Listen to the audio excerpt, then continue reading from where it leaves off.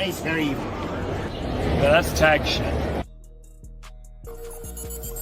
Free fall as I die through the kaleidoscope in my mind. No rope up to climb. Gotta remind myself that I'm fine. Mama. We are going to switch gears because later on that day, or night rather, after, or when Dizzle just said it technically came on very early in the morning, but later on that night, we had AEW's GrandSlam Australia, which I'm not going to lie, gentlemen, I thought at first this was supposed to be a pay-per-view. I thought this was supposed to be a pay-per-view at first. But it ended up pretty much being a glorified collision. I guess the best way to put this is it came on Saturday night. How would y'all say that? Judge it yourselves, but I guess a glorified collision. Look, this whole thing, for one, was all types of jacked up. Because I personally call this AEW doesn't matter. Because even when you take away the aspect of it being a collision, when we all know, people, regardless of how previous Grand Slams have gone, regardless of how anybody thinks about it, the way that they built this up and the way that they built it up to be in Australia and put in a stadium and everything that they had it initially, this had pay-per-view written all over it. That's what I thought it was. And the problem is that the moment that you have the controversy, when everything happens here, and then you immediately pivot and say, "Oh, this is always meant to be a collision," you easily water down all the matches that you were supposed to be building up, because then it makes me look at this and say, okay, well, that person's not winning, that person's not winning, this person's not winning, this doesn't matter.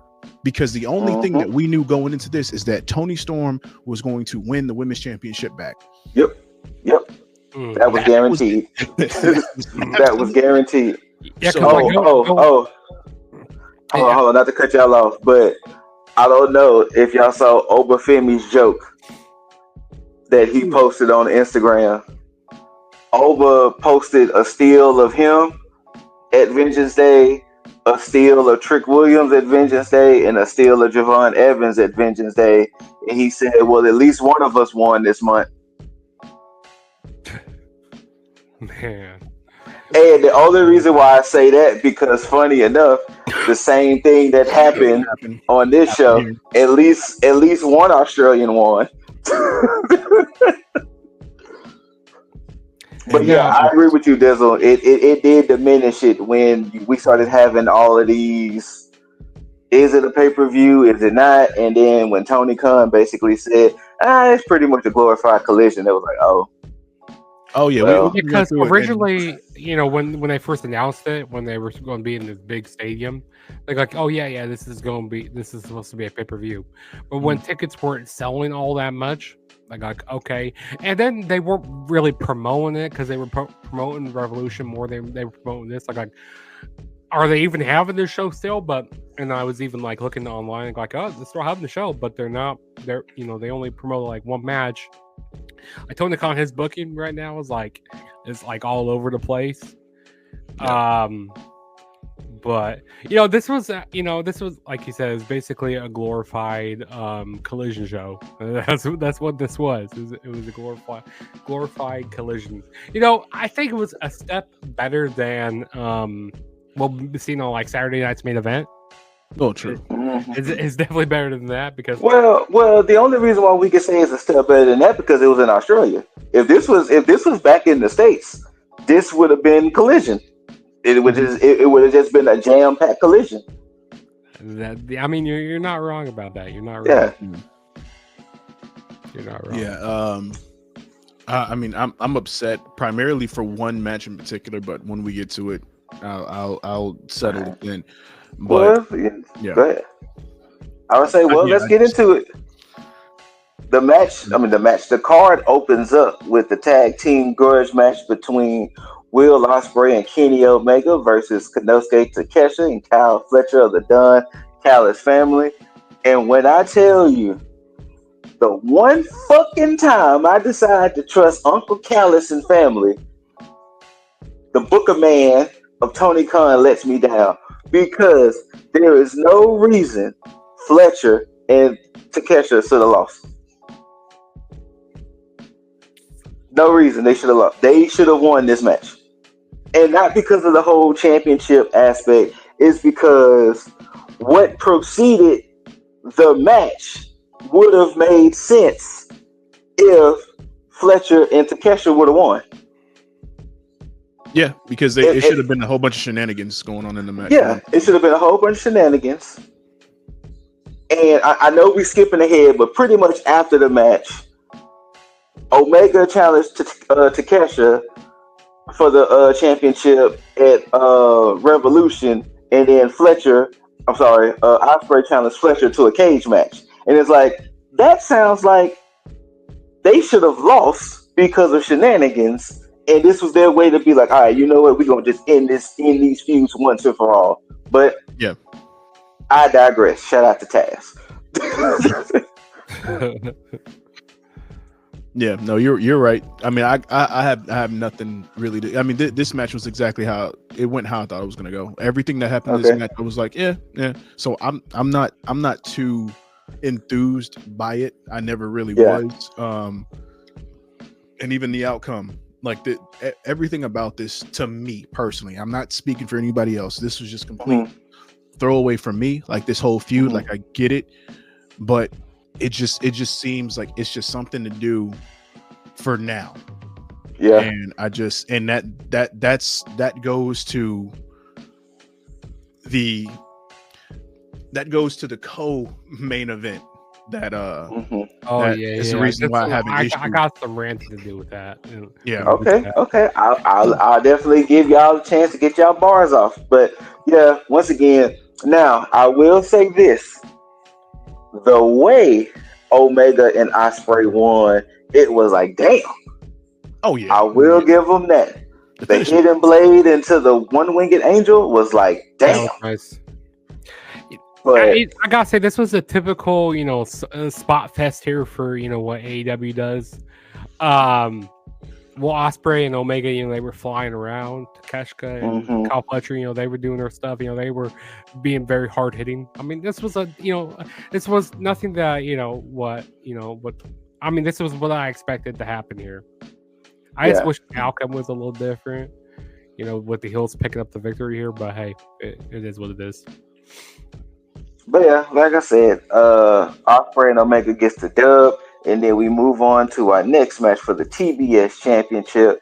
Mercedes Moné defends against Harley Cameron.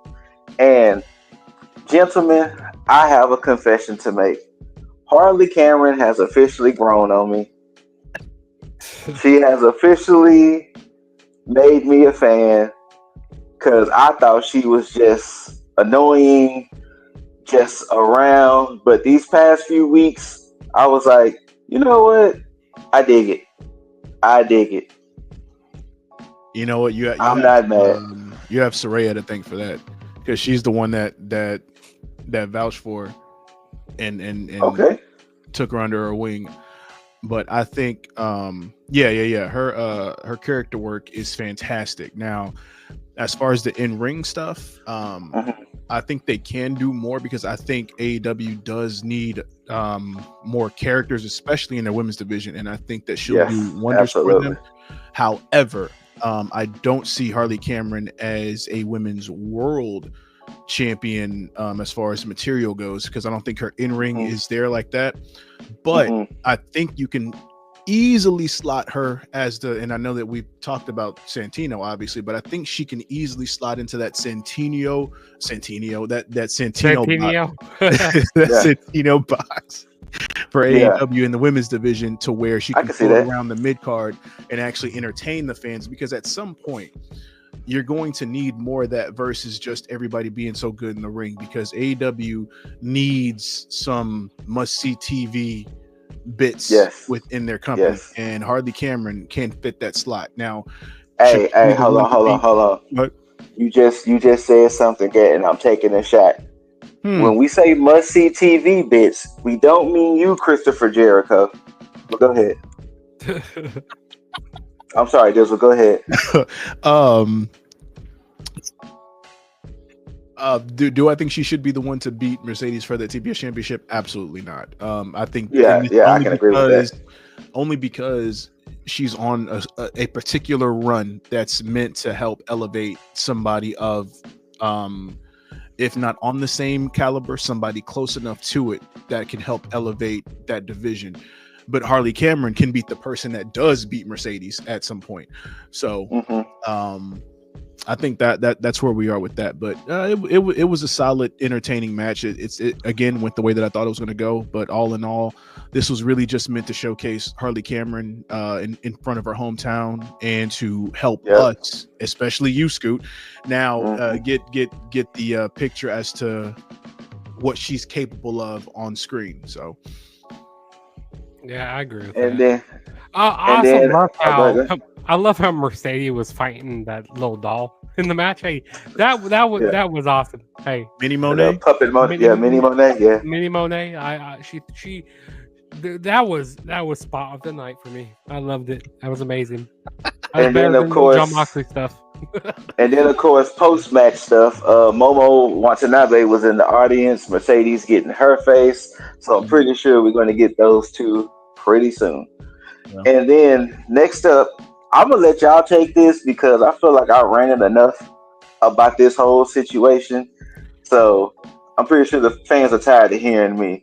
We had a good old fashioned Brisbane brawl between the Death Riders of Cesaro, Claudio, and John Moxley versus Cope and Jay White. And once again, I'm gonna let my esteemed panel take this away because I've said enough about this storyline and what's going on here. Wait, Jugs, you were the one that was mad about this one, right? Yes, I am mad about. Oh this yeah, one. Go ahead. By all means, have. Wait, hold on, Jugs. Do you need Solo? Do I need? I need to get a Solo in here because I'm gonna need him to. I'm gonna need him to take some people. Oh yeah. Well, I thought we were talking about Solo Sikoa. I'm gonna need him too. Okay, but listen, okay? Tony Cobb. So you have Adam Copeland or Cope. What I hate how you call him Cope now. Okay, I just hate that. Like what? Like I bet Adam Copeland can't cope with that. Like, but no, listen here. So you got him going up against John Moxley at AEW Revolution, okay?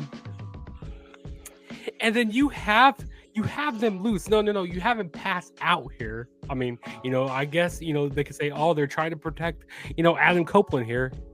But you have him pass out at to John Moxley here, and I just hate the results. Like how the heels won. It's like, what was the point? Because what makes Adam Copeland believable here? That oh yeah, he could take the title off of John Moxley at Revolution.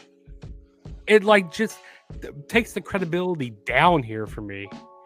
And it's like, I don't know. I'm tired of what the Death Riders are doing because it seems like they're doing the same thing each and every week where there's beating down people. You get Wheeler Useless getting involved. I can't stand Wheeler Useless. He coming in there whipping people with the belt. It's like, get him off my TV. Then you get Marina Shafir, and then they still have that briefcase. They haven't ever. Is the title even in the in that briefcase? I have no idea. To be honest, it could be something else in there. I have no idea. And it's like, I don't know. I'm just tired of this. Like, what is the end results? Like, please, someone save us from John Moxley's title reign here because it's bad right now. But yeah, that's what I want to say. Yeah. Dizzle, you got anything? No, I mean, just to piggyback off what Jug said, I mean, with everything, because I mean, I absolutely getting tired of the Death Riders and it's only because I like the Death Riders as a stable, the aesthetics and everything, but the execution on what they're doing is absolutely dumpster juice. And I can't, like, at first it was cool, but I mean now it's just like, I mean, come on, like let's get to the finish line so we can get past this and go on to the next thing, because that's how I feel now, where I'm just like, let's fast forward through this. But yeah, I mean, Jugs put it in great perspective, and I'm with everything that he said.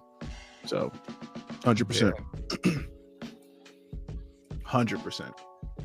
All right. So yeah, Death Riders get the dub, and we're going on to the next match for the AEW Continental Championship. You got Okada defending against Matthews. Okay. Go ahead. Take it away. Wait, hold on. Do you need the solo layout? No. I don't need it. I don't need it at all. Okay. The thing is, this was completely disrespectful in every way possible. Okay. And Scoot, you pointed it out when you talked about Kenny Omega. Now I'm gonna pause that part because I'm gonna come back to that. You're in Australia. You have Buddy Matthews, who you just did a whole new vignette and slight repackaging for since Malachi. Hounds of Hell. Yeah. So you have this going on. You have the fans behind him. You have Buddy Matthews in absolutely the best shape of his life comparative to Okada, who is not necessarily in the best shape right now. You have a match where Buddy Matthews looks like he's being slowed down by Okada. To get to the biggest, because I'm going all over the place with this match, but to get to the most disrespectful part of this match, to sit here and have commentary say that nobody in AEW has kicked out of the Rainmaker. And I thought that was wild. Go ahead. I said no. I thought that was a wild comment because I was like, didn't somebody kick out the Rainmaker on AEW like a while ago? I kind of sworn with somebody to have them say that though, to have them say that in broad day, and to still have him take the L on this when you had an out. I can understand the Continental Classic and not wanting to have your champion go into the Continental Classic and then lose, kind of the same way, doing it the same way that they did with Eddie Kingston, having him win. I understand that. I can forgive that with the whole thing with Ospreay, because technically Ospreay should have been the one to win that if you were going to pivot and actually elevate his stock, because you didn't do it.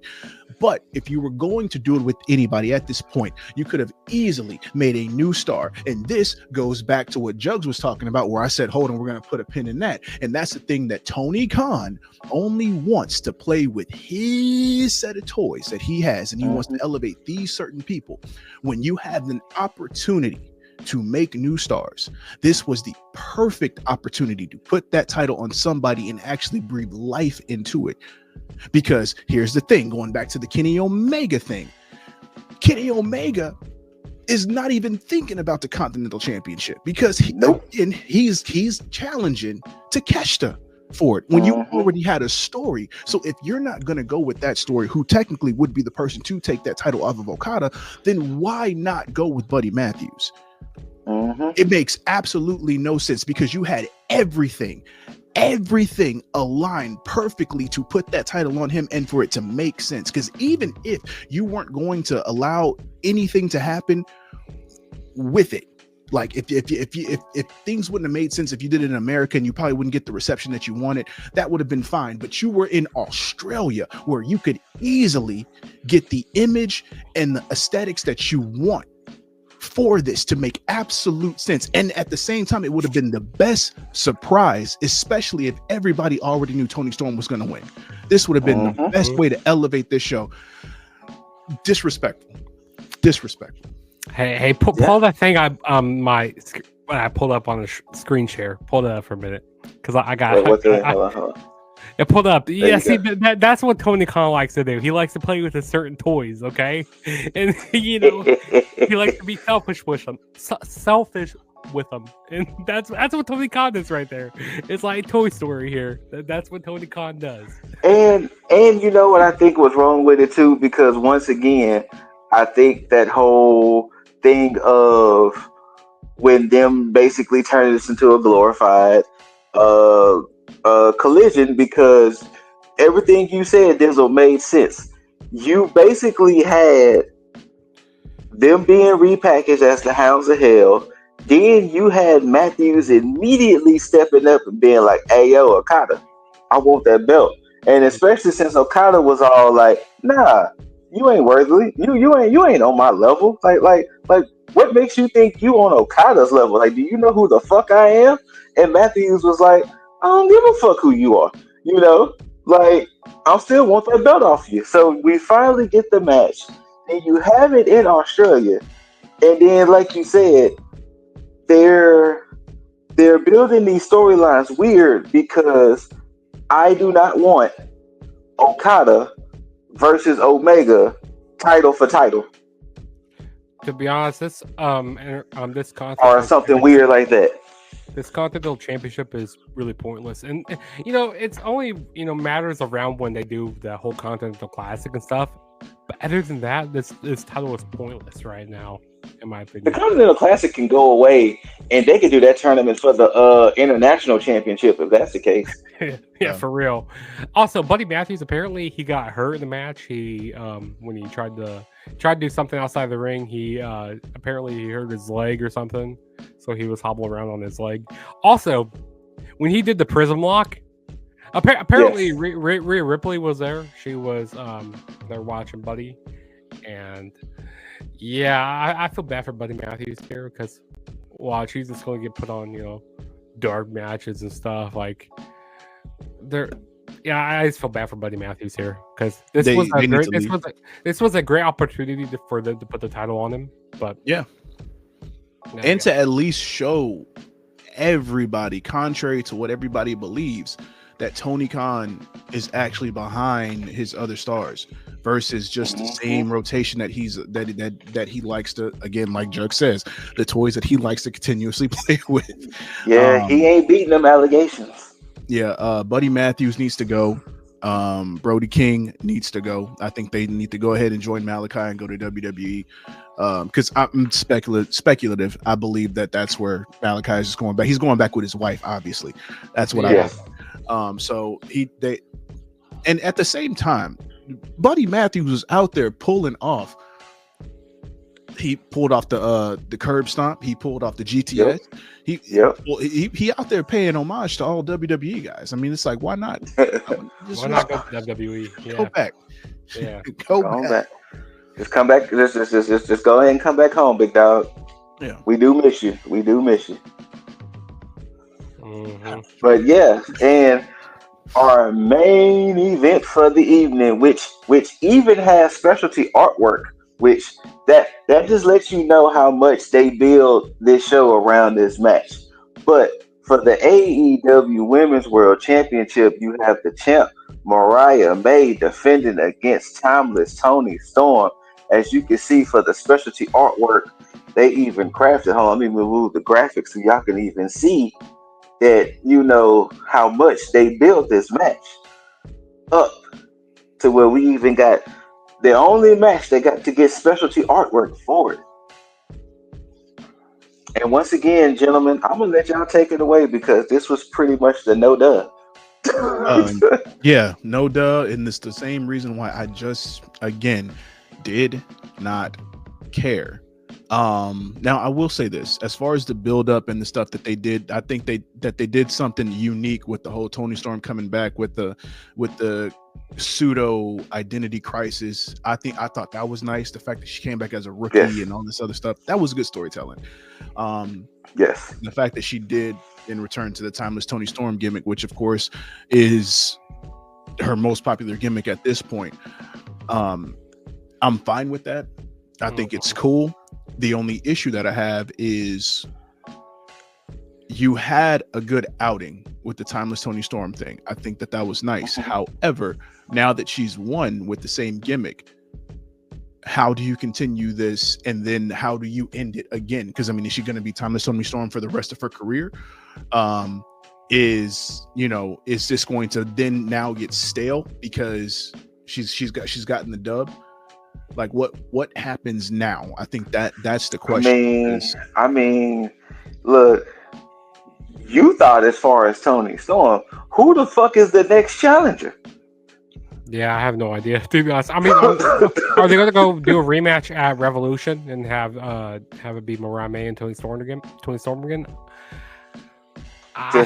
go ahead and have the rubber match. I don't know. I don't know if they're going to do it. I think they might write this off completely. Because what credible women can go after Toni Storm right now? Mercedes. Are they really going to do title for title right now? I don't think they're gonna do title for title. I think now the way that you would do this is if you have Mercedes on her hot streak and she has all these titles and she says, you know what, I want to add this title, you can easily pivot and go that way. Would she then win? I don't think so. But I also don't think they're gonna take that route and go that way. I think that by this time, I think the time when she goes after Toni Storm, she's gonna have lost that TBS championship. I don't know. I don't know what they do though. I would not to be perfectly honest with y'all guys, it will not surprise me because they have until the 14th, so they have less than a month. I will not be surprised if they try to go ahead and fast track Megan Bang to be number one contender. I mean, of course, Megan might lose, but it wouldn't surprise me that they go ahead and do Megan and Toni for Revolution. Yeah, when's Revolution? It's March 9th, I believe. Yeah, March 14th. I thought it was the 9th. Oh, the 9th or the 14th? I can't remember, but yeah. It's the weekend of the 15th. So yeah. So the 14th or 15th, one of them two then. Yeah. But yeah, it would surprise me if they try to do Megan and Toni just to go ahead and just that happen. It is Sunday, March 9th. I didn't even know that. Wow. Oh, so this 9th? Okay. Yeah. They need to matter of fact, I'm thinking about Elimination Chamber is the weekend of the 15th. Yeah, that's what it is. Elimination Chamber, I think it's the 1st of March. Yeah, no. Yeah. Chamber's on March 1st. Is it? Yeah, that's right. Yeah. Man, I'm just all over the place. All right, well then, I just personally, I think they need to just revamp the entire AEW women's division right now. I think they need to keep their champs how they have them, obviously, and then just start building up their stars, or at least, or matter of fact, start doing stuff with Ring of Honor. Like, get Athena on there. Yeah, I think Athena. She just surpassed. I don't know how many days. I thought 800. Yeah, 800 days. Are you serious? Yeah, she surpassed 800 days as ROH Women's Champion. Okay, then have her take the title off of Mercedes. You know that they're not going to put Athena on AEW television. I mean, the only Ring of Honor champion they put on AEW television is Chris Jericho. I think, but here's the thing though. And Dustin. Well, we have. Yeah. We got all in Dallas though. This is true. Athena's from Dallas. She is from Garland, Texas. Yeah, she's from the area. Yeah. You think they might give her moment there? I don't see why not. Who else they got outside? Because I mean, I know Bobby's now, he relocated to Dallas. He's not from there, but he's relocated to Dallas and he lives there. So I'm pretty sure they're gonna do something with them, but I don't think it'll be anything significant. Because I'm pretty sure they're gonna hold the titles the tag titles for a while. Also, to be honest, they should get rid of this is kind of going off on a sidebar, but they should get rid of Collision, and they should just have Dynamite and Ring of Honor. I agree. I think we did talk about that before, where one of us said it. But I think they wasted their time getting these extra shows when they should have had Ring of Honor as their secondary show if they were going to build it up like that. But yeah, you're absolutely right, and I agree, because it makes no sense to have that thing just straight. Because I think Ring of Honor is only online, right? Yeah, it's only on Watch ROH or Ring of Honor Club. It's like and it's behind a paywall, so they'll make it even better.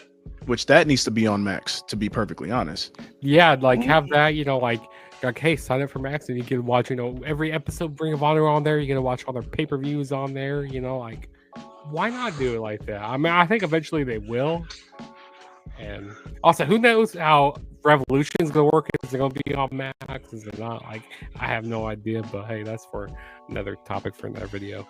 It is, and we're definitely gonna, because we got stuff to talk about for sure. Yeah. And we're gonna let that happen. But at least that wraps this shit up. But yeah, that was Grand Slam Vengeance Day Australia, ladies and gentlemen of the Tag Nation, and I'm gonna go ahead and Jugs, any closing comments for the Saturday night of wrestling before we head out? I just gotta say, it's always fun coming on here. Definitely subscribe. To everybody here. Also, I just surpassed 1,000 subscribers, so I'm at 1,000. Big Jugs. Big Jugs. Jugs. 1K Jugs. That's what I am right now. Yeah, working 1K Jugs. 1K Jugs, working on to get into that monetization. Yeah, definitely go subscribe to my channel. I just uploaded my Royal Rumble vlog. I was at the Rumble. Also, I'm just coming back from being sick and stuff. Like this whole last week, I went down with influenza. And also, hey, I want to say, Scoot, congratulations to your Philadelphia Eagles on becoming Super Bowl champions. Thank you. You guys deserve it. Also, I'm a big fan of Cooper DeJean. Iowa Hawkeye boy, Iowa boy out here. So I am a fan of him. But yeah, congratulations to your Eagles. Thank you. Get a chance to tell you that. Thank you. I appreciate it. Dizzle, anything to say before we head on out of here? I mean, I know I'm going to sign off correctly, but I mean, just like Jug said, make sure you follow him. I mean, you see the end card every time we do these videos that his channel thing is right there. All you do is click on it and hit subscribe. It's as simple as that. Congratulations to Jugs for winning the Tag Rumble. That's about as much as I can congratulate him for, because that's about as far as anybody goes at that point. But I will say this. Scoot has lost his goddamn mind. I don't know if you guys have seen the shorts. I clearly it's the reason why he's not on camera. It's because he's losing his shit, and we're gonna send out a wellness check for him because he's losing his goddamn mind. No, I am not losing my mind. There is a conspiracy. There is a conspiracy going on, and I feel that the two people coincidentally happens to be on this video with me are conspiring against me, and that's crazy right now. That's crazy because even Jugs himself admitted that Nia Jax did not eliminate all of those women. I mean, he's not in control over that though. I mean, but no. Once again, there is a conspiracy because not only that, but it just so happens the one match that was determined who was going to be champion after Saturday happened to be the first match, and you knew who was going to win. Wait, there's a conspiracy. Wow. I think somebody in AEW who is booking, and I am being screwed over. Wow. See, you know what? Now I hate that I even being screwed over. Hashtag justice for Scoot. I already know what his next short's going to be. I already know it. But you know what? Oh yeah. I'm just happy sitting back, until WrestleMania, because I'm looking at, seeing what things are shaping out, how they're shaping out. Jugs has my spot. Actually, no, I don't have your spot. I got my spot, and you ain't taking it. It should have been me. Hey, you know what? Go talk to WWE booking, because listen, I agree that Nia Jax didn't eliminate all of those women, but hey, they said, hey, she took all those women out. Conspiracy. There's a you might need to send Jaeger after Scoot, Jaeger's somewhere in the trunk. He's on a milk carton somewhere, man. He's on the milk carton. He's gonna come out on the milk carton. He's gonna spray. Scoot with that. Just conspiracy against your boy. We're not gonna let Scoot go on a tinfoil hat rant. We're gonna close it off like this. Whether Go you ahead. love it, hate it, don't forget to rate it. Thumbs up, thumbs down. Leave all your comments, concerns, well wishes for Scoot down below. And congratulations for Jugs as well. Make sure you tag that like button, tag that subscribe button, tag the notification bell. When that end card comes up, make sure you tag Jugs channel so you can subscribe and follow him and watch all the goodness that he's got going on over there with his squad as well, which we might have to get them on this side too, because we might need some more competitors for me to defend my championship against. But wow, now he wants to bring in more people. Wow. The Forbidden Door is gonna bring in more people. Hey, I'm bringing in my faction. I'm bringing in the faction. I mean, I don't know about Forbidden Door. I mean, you got whatever, Jugs Dion Lennox. I'm the one and only Forbidden Door. You can't replace me. Jugs has Whatever. to the door, but Whatever, Dion Lennox. that's tough. I'm gonna go ahead and warm up this nice too sweet for my bros. I know Y'all can't see me, but I'm still warming it up. The good bada bam. Now, until you see these handsome faces and hear these immaculate voices, we bid you all adieu. And until next time, you beautiful, beautiful, beautiful, beautiful mother effers. Tag the fucketh out. Hey.